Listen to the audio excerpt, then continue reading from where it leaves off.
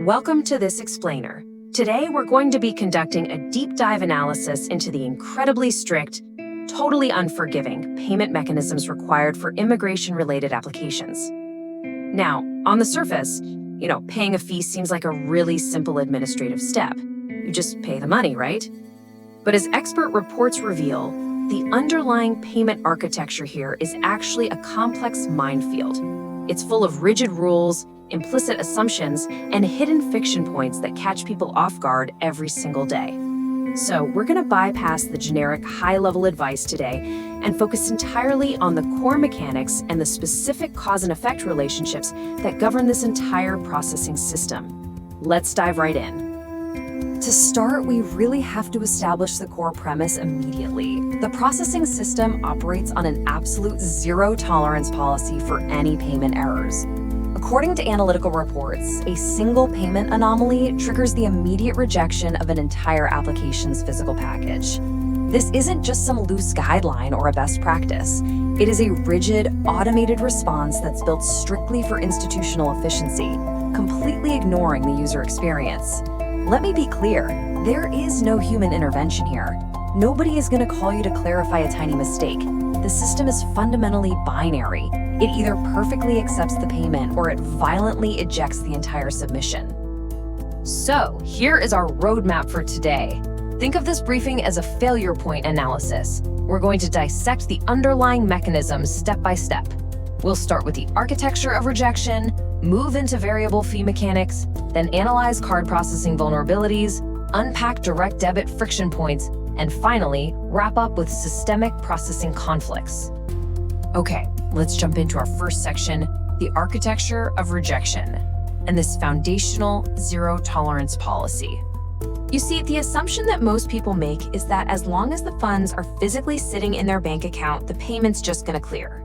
But the mechanism absolutely does not care about your bank balance if the form itself is flawed.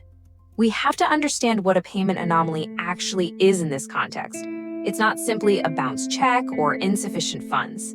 As defined by experts, an anomaly is literally any slight deviation from the exact fee calculations, specified authorization formats, or single method payment rules. An unchecked box or an illegible date on a form is treated with the exact same systemic severity as having $0 in your bank account. And the crucial point here is understanding the consequence of that anomaly.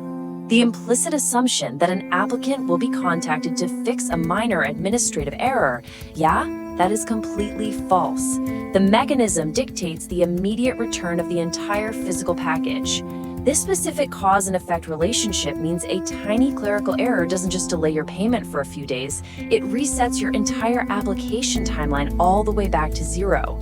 You are forced to reprint, re-sign, and restart the physical mailing process entirely from scratch. It is just a massive institutional friction point. Moving right along to our second section, variable fee mechanics, where we deconstruct the actual compilation logic. According to systemic analysis, calculating the correct fee is actually a high-risk vulnerability. It requires sequentially moving through three absolute steps. First, you have to identify the base fee. Second, you adjust for any demographic variables, things like age or filing category, which directly alter the cost.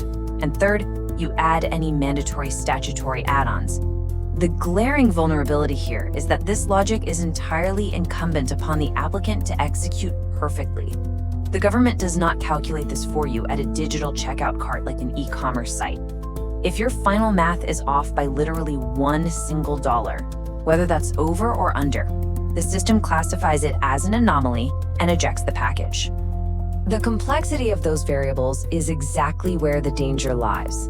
You've got your base processing fees, sure, but then you might have biometrics processing add-ons to consider. Furthermore, expert reports highlight a massive non-obvious trap here. Certain mandated fees, like specific statutory surcharges, are locked into the system by law. They are completely ineligible for any fee waivers whatsoever. So assuming you can waive an unwaiverable fee compounds the risk of underpayment and instantly guarantees a rejection.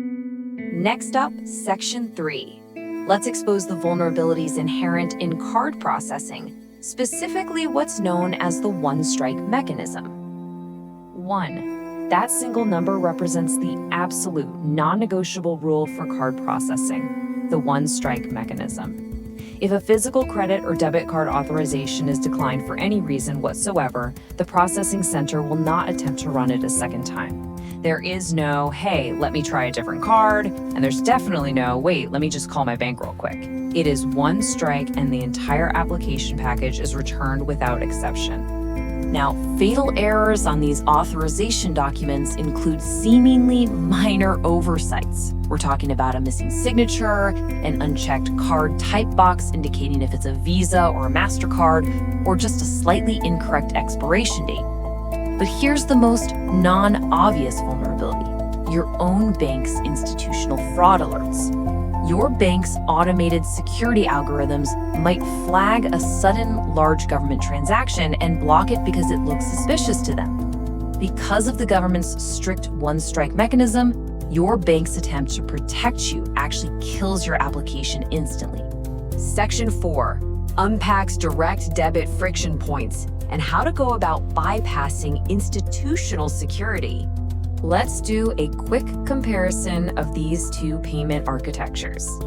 Unlike card payments, which typically fail on credit limits or simple typos, direct bank transfers, or ACH debits, most commonly fail because applicants make a very specific, incorrect assumption. They assume their bank will just automatically clear a large, valid government transaction. Well, that is entirely false in this machine logic. ACH vulnerability lies heavily in institutional security blocks. The system attempts to pull the funds, the bank's firewall blocks the unfamiliar payee, and boom, the application is summarily rejected. So how do we turn this vulnerability into an actionable insight? Well, to bypass these institutional security blocks, applicants absolutely must be proactive. You must log into your banking portal or call your bank directly to pre-authorize the transaction. You actually have to add the specific agency location codes to your account in order to whitelist the payee prior to ever mailing the physical package. If you wait until the package is in transit, you are already way too late. Furthermore, the direct debit authorization document must perfectly align with your bank's specific architecture. It requires the exact 9-digit routing data and precise account categorizations. I mean, if you fail to check the tiny box distinguishing between a personal or a business account, or between checking and savings, the automated system simply cannot route the request. The data provided must be functionally flawless, not just generally accurate. Finally, let's look at Section 5, Systemic Processing Conflicts, where we'll be unpacking non-obvious rule violations. Expert analysis breaks down the cause and effect of these rule conflicts really clearly. This is where the payment itself is completely valid, but the method of submission triggers an automatic rejection anyway. For example, if you submit multiple applications and try to be super efficient by writing one large combined payment, the system rejects it. If you submit a single application but try to mix payment methods to cover the total cost, the system rejects it. What seems like logical, helpful efficiency on your end creates an unresolvable paradox on the processing end. And that brings us to this underlying mechanism, which dictates a very strict rule. You must provide a separate payment instrument for every single application, period. The automated processing technology simply lacks the programmatic capability to split a single combined payment across multiple discrete applications. Individual, one-to-one payments are an absolute, non-negotiable necessity if you want to ensure your physical package survives that initial intake phase.